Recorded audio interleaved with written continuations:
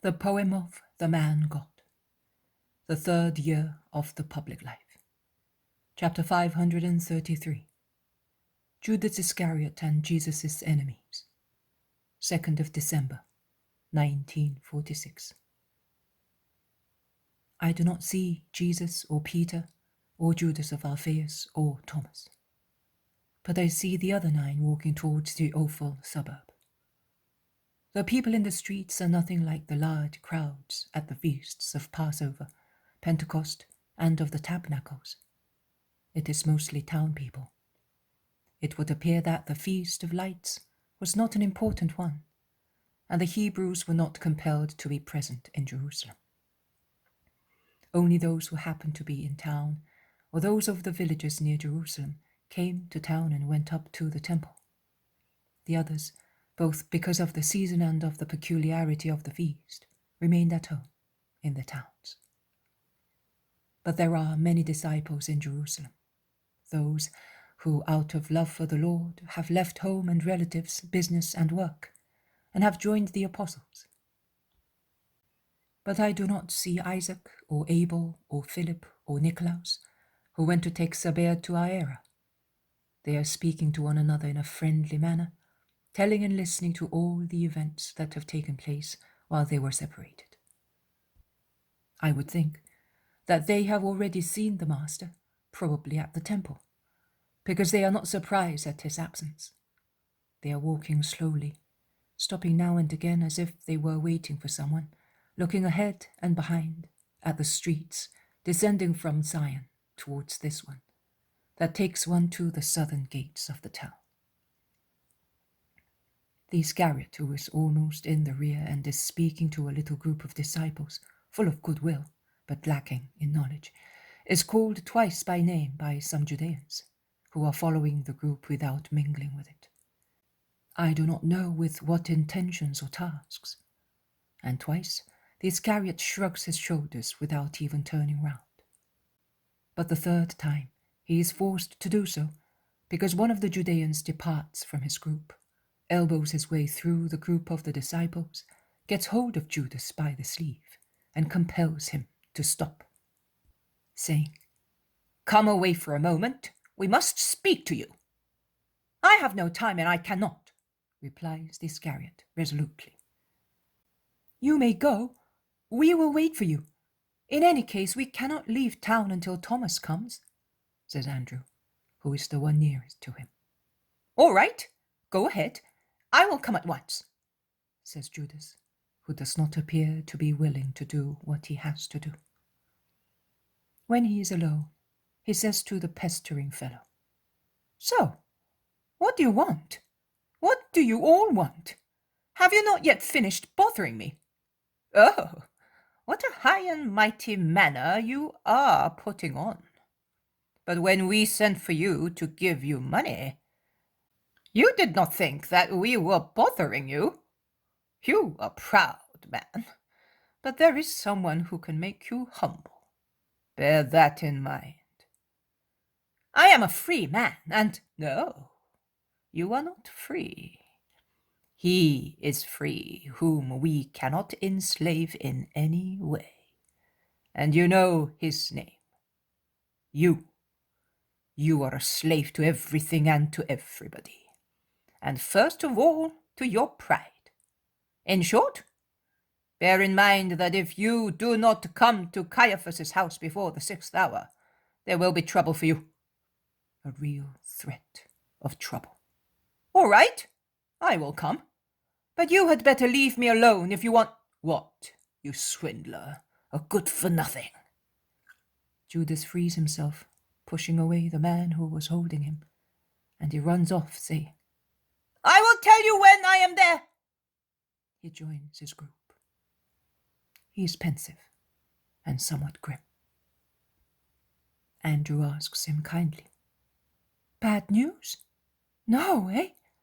Perhaps your mother—" Judas, who at first had looked askance at him, quite ready to give him a sharp reply, becomes more humane and says, "Yes, not very good.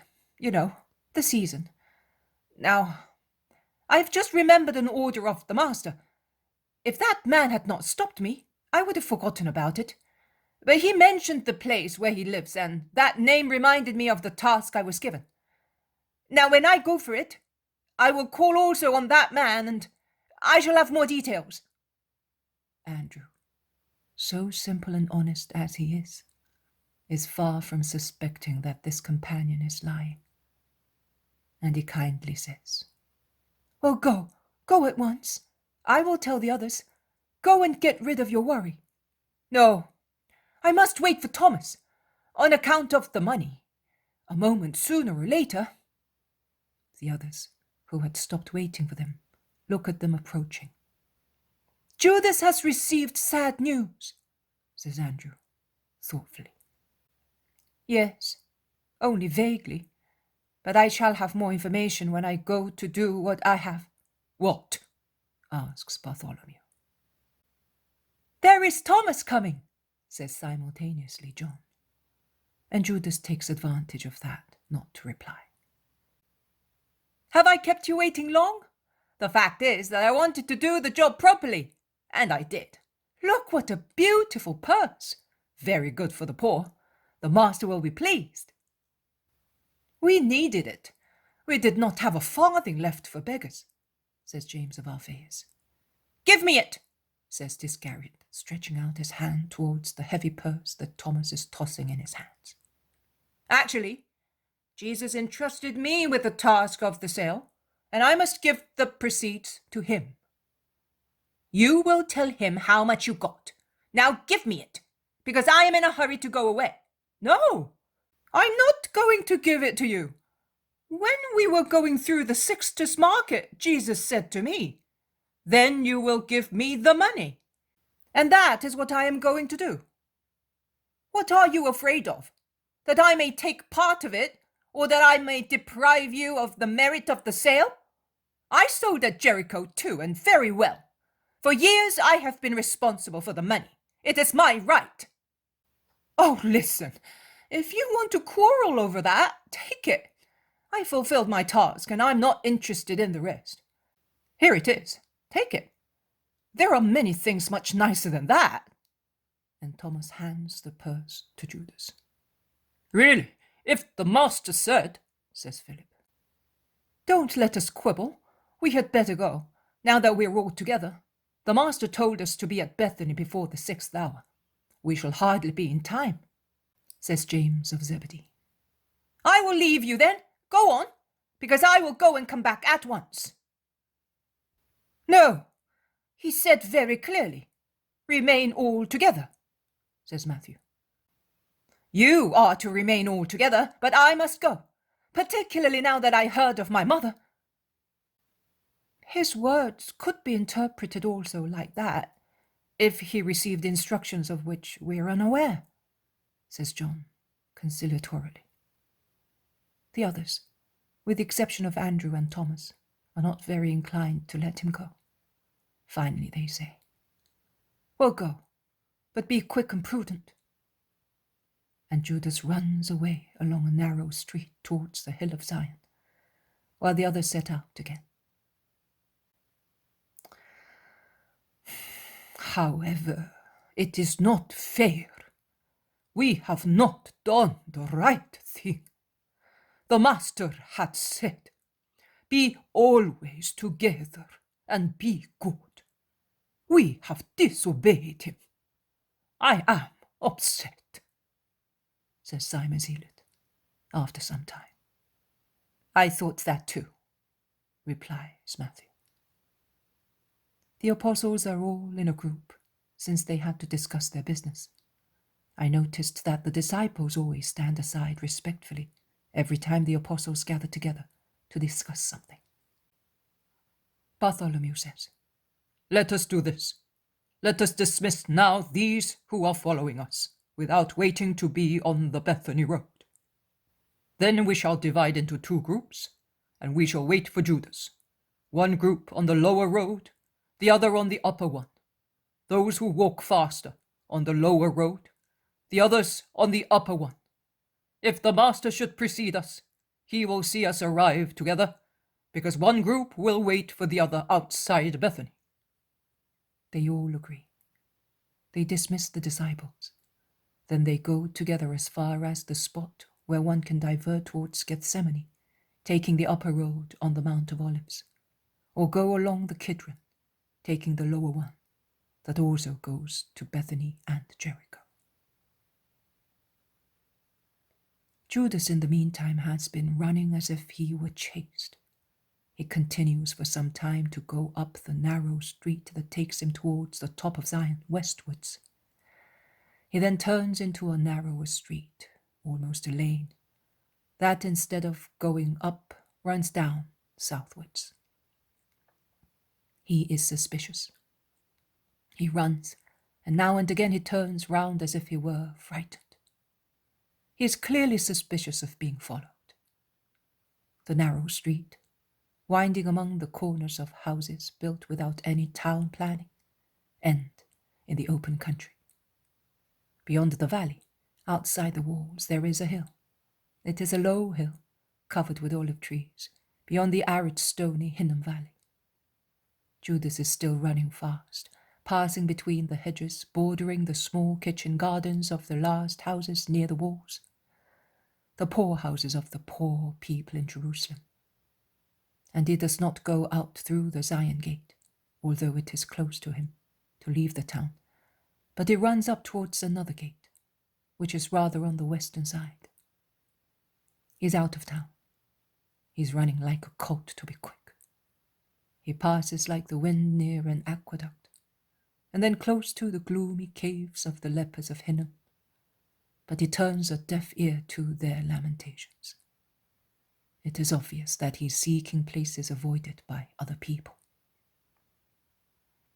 He goes straight towards the hill covered with olive trees, the solitary hill, south of the town. He draws a sigh of relief at the foot of the hill and slackens his pace. He tidies his headgear, his belt, and pulls down his tunic, which had come up, and shading his eyes from the sunshine, he looks eastwards, towards the lower road for Bethany and Jericho. But he does not see anything that may upset him. On the contrary, a side of the hill acts as a curtain between him and that road. He smiles. He begins to climb the hill slowly, to take breath after so much panting. And he is pensive, and the more he thinks, the grimmer he becomes. He is certainly talking to himself, but silently. At a certain moment, he stops. He takes the purse from his bosom. He watches it carefully.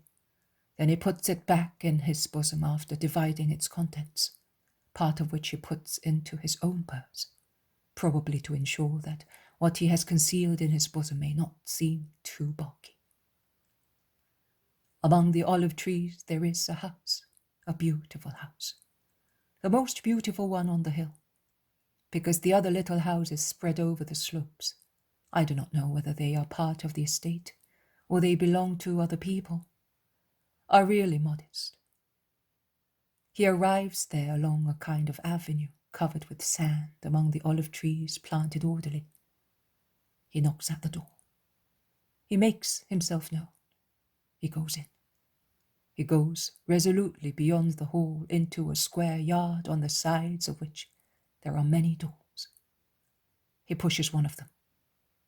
He enters a large room in which there are many people, among whom I recognize the sly and at the same time resentful face of Caiaphas, the ultra-Pharisaic face of Helkai, the stone-marten face of Felix, the member of the Sanhedrin, together with the viper's face of Simon. Further back there is Doris, the son of Doris, whose features are more and more like his father's, and with him there are Cornelius and Ptolemy, and there are the scribes Zadok and Hananiah, old and wrinkled with age, but young in malice, and Calasibona the elder, and Nathaniel ben Pharva, and then a Doro, a Simon, a Joseph, a Joachim, whom I do not know.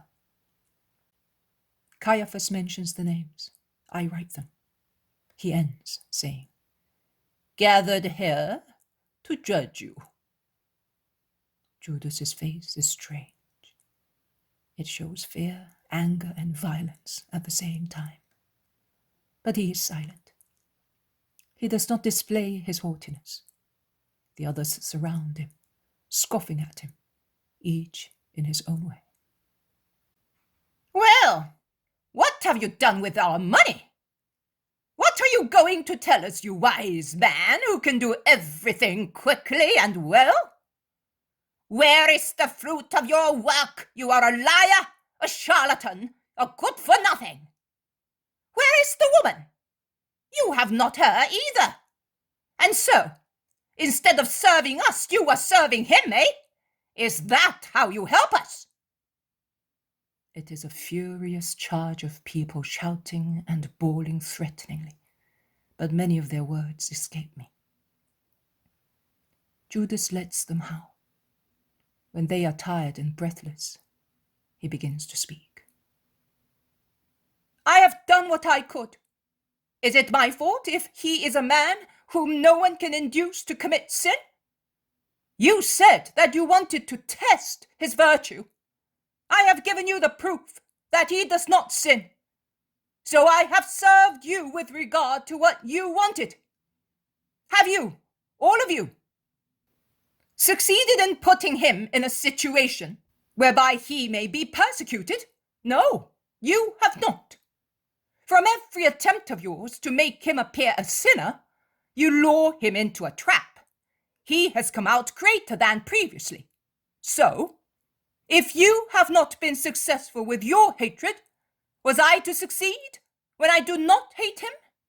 And I am only disappointed of following a poor innocent man who is too holy to be a king capable of crushing his enemies. What harm has he done to me that I should injure him? I am saying so because I think that you hate him to the extent of wanting his death. I can no longer believe that you only want to convince the people that he is mad, and convince us, me, for our own good, and him as well, out of pity for him. You are too generous to me, and too furious, seeing that he is above evil, for me to believe you. You have asked me what I have done with your money. I used it, as you know. I had to spend it extravagantly to convince the woman. And I was not successful with the first one, and be quiet! That is not true. She was mad on him, and she certainly came at once. In any case, you guaranteed it, because you told us that she had admitted it. You are a thief. I wonder for what purpose you have used the money. To ruin my soul, you murderers of souls, to make a sly man of myself, one who has no more peace, and feels he is suspected by him and his companions, because you had better know that he has found me out. Oh, I wish he had rejected me, but he does not reject me.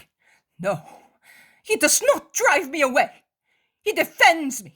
He protects me. He loves me. Your money? Why did I ever accept the first farthing? Because you are a wretch. You have enjoyed our money, and now you are weeping because you had a good time with it. Liar! In the meantime, we have concluded nothing, and the crowds around him are growing in numbers, and are more and more enchanted.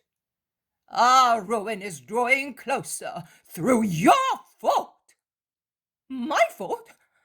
Why then did you not dare to arrest him and accuse him of wanting to be made king? You also told me that you wanted to tempt him, notwithstanding that I had told you that it was quite useless, and he does not crave for power. If you are so clever, why did you not induce him to commit a sin against his mission? Because he slipped out of our hands. He's a demon, and he vanishes like smoke whenever he wishes. He is like a snake. He enchants you, and there is nothing you can do if he looks at you. If he looks at his enemies, at you, because I see that if he looks at those who do not hate with all their strength, as you do, then his eyes makes them move and be active. Oh, his eyes! Why does he look at me thus and make me good, since I am a monster by myself, and you make me 10 times more monstrous? How many words! You assured us that you would help us for the welfare of Israel. Do you not understand, you miserable wretch, that this man is our ruin? Ours? Of whom? Of the whole population.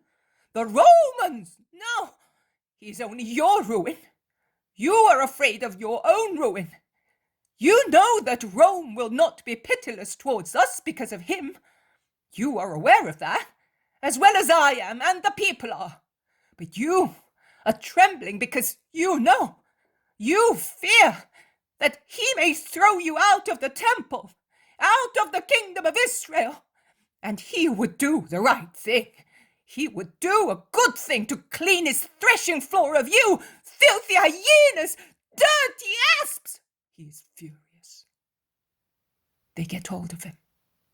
They shake him. As they are now furious themselves, they almost knock him down. Caiaphas shouts in his face, "All right, it is so. And if it is so, we are entitled to defend what belongs to us. And since little means are not sufficient anymore to convince him to go away and not interfere with us, we will arrange the matter by ourselves, leaving you out, you faint-hearted servant and chatterbox. And after him, we will deal with you as well. Do not doubt it." And Elkai keeps Caiaphas quiet, and with his ice-cold calmness of a poisonous snake, he says, "No, not so. You are exaggerating, Caiaphas. Judas has done what he could. You must not threaten him. After all, has he not the same interests as we have?" "Don't be silly, Elkai. His interests! I want him to be crushed. Judas wants him to triumph, so that he may triumph with him. And you say," shouts Simon, "Peace, peace. You always say that I am severe. But today I am the only good one. We must understand and pity Judas. He helps us as best he can. He is our good friend, but of course, he is also the master's friend. His heart is anguished. He would like to save the master, himself, and Israel. How can he conciliate things so opposed? Let him speak." The uproar calms down. Judas can speak at last, and he says, "Elkai is right.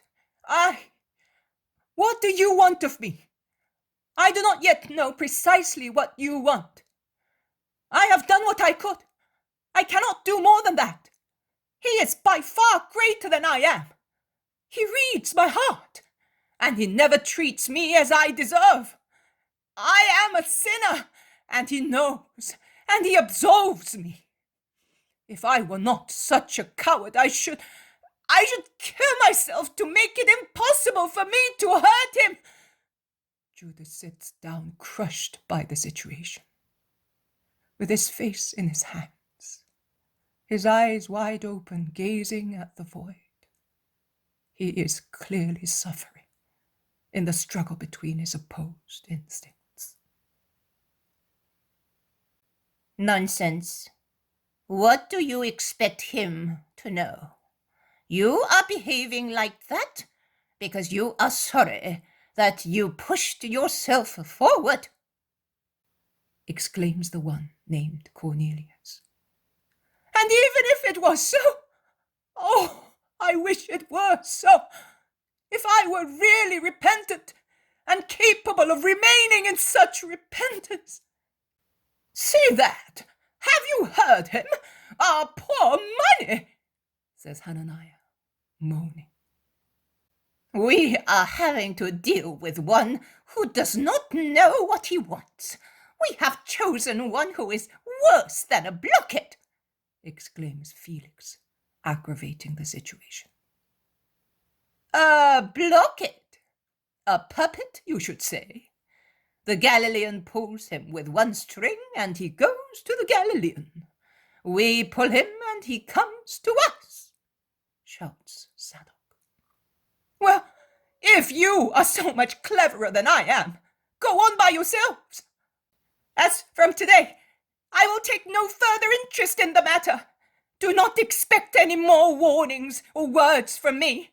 In any case, I could not give you any, as he suspects and watches me. Did you not say that he absolves you? Yes, he does. Because he knows everything. Oh.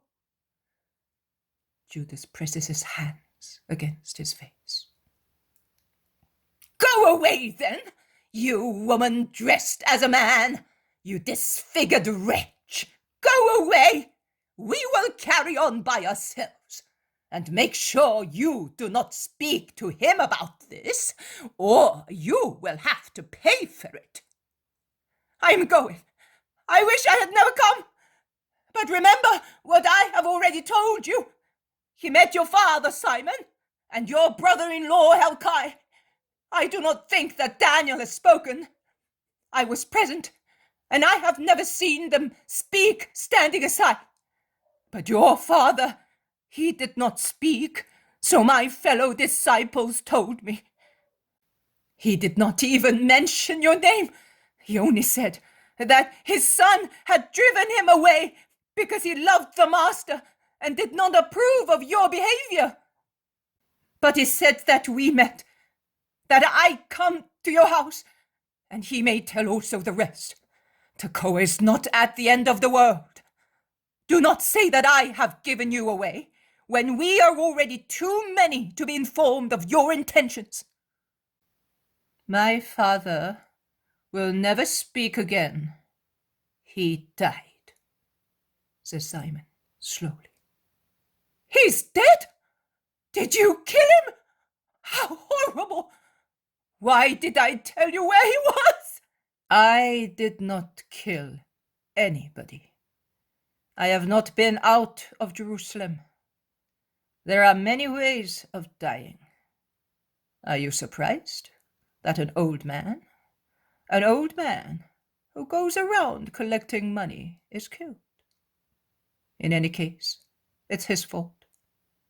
If he had lived quietly, if he did not have eyes to see, ears to hear, and a tongue to reproach, he would still be honored and served in his son's house. Simon says, with exasperating slowness. In short, did you get someone to kill him? Parasite! You are mad. The old man was struck. He fell. He hurt his head and died. An accident. A simple accident. It was his bad luck that he had to collect the toll from a rascal. I know you, Simon, and I cannot believe you are a murderer. Judas is dismayed. Simon laughs in his face, saying, And you are raving. You see a crime where there is only an accident.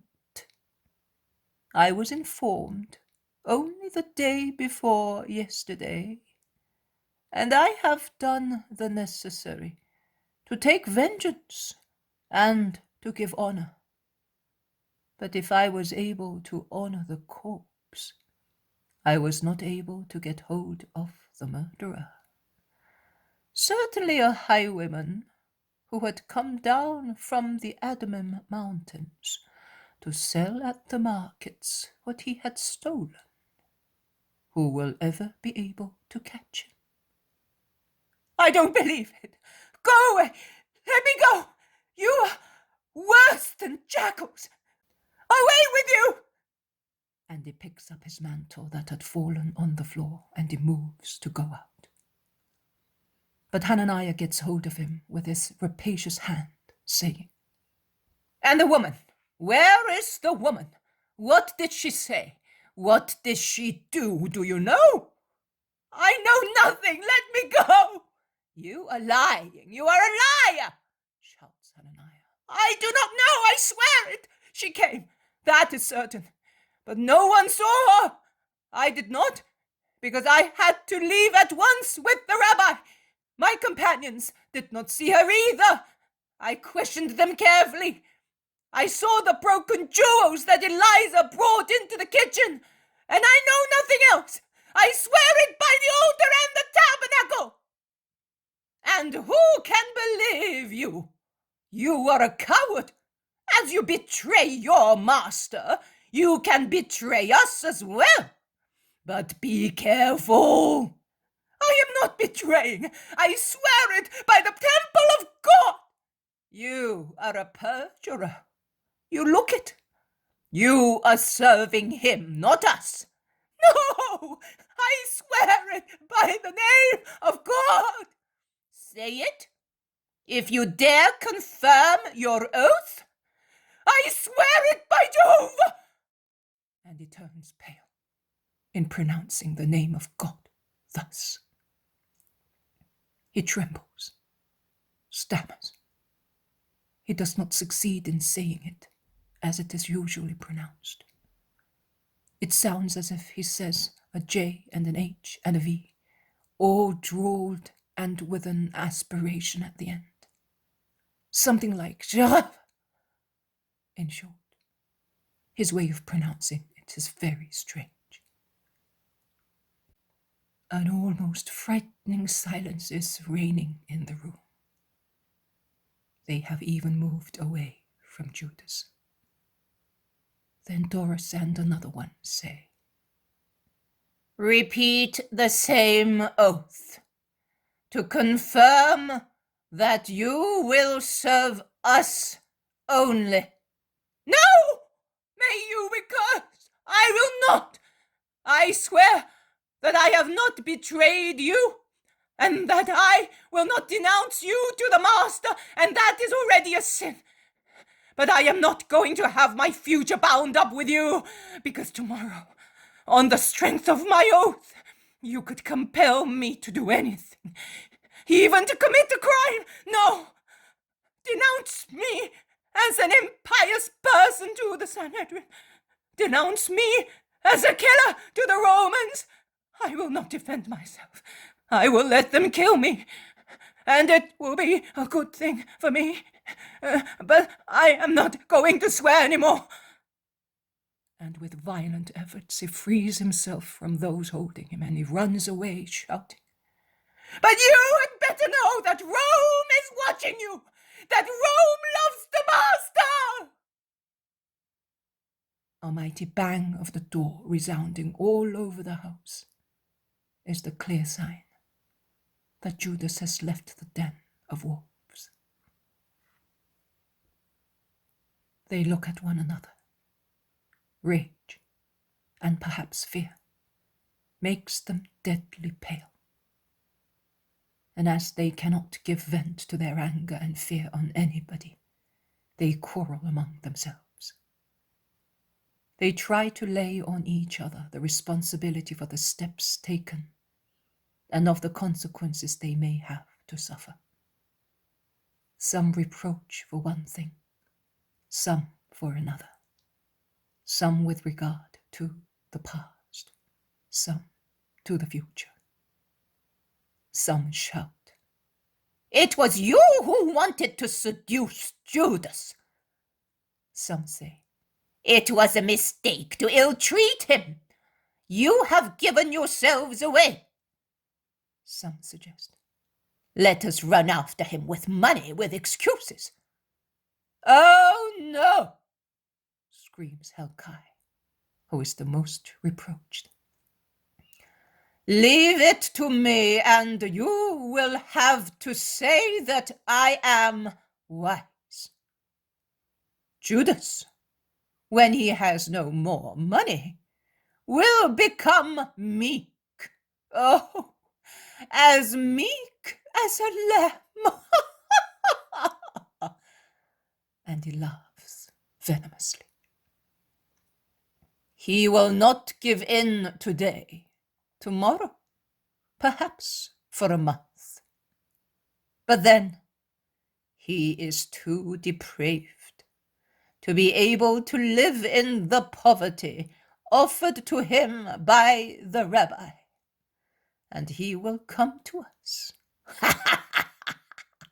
Let me see to it, I know. Yes, but in the meantime, did you hear what he said?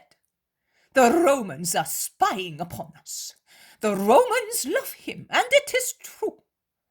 Also this morning and yesterday, and the day before yesterday, there were some waiting for him in the court of the Gentiles. The women of the Antonia are always there. They come from as far as Caesarea to hear him. Whims of females. I do not worry about that. The man is handsome. He is a good speaker. They are mad for loquacious demagogues and philosophers. As far as they are concerned, the Galilean is one of them, nothing else. And it helps them to divert their minds in their idle time. It takes patience to succeed, patience and cunning, and courage too. But you have none, and you want to do things, but you do not want to show yourselves. I told you what I would do, but you do not want it. I am afraid of the crowds. They are too fond of him. Love here, love there. Who would touch him? If we drive him out, we will be driven out ourselves. We must, says Caiaphas. We must not miss any more opportunities. How many we have lost at the first one we get. We must put pressure on those who are hesitant among us, and then take action also with the Romans. Easily said, but when and where have we had the opportunity to act? He does not sin. He does not aim at power. He does not. If there isn't one, we must create it. And now, let us go. Meanwhile, we will keep an eye on him. The temple is ours. Rome rules outside. Outside, there are the crowds defending him. But inside the temple,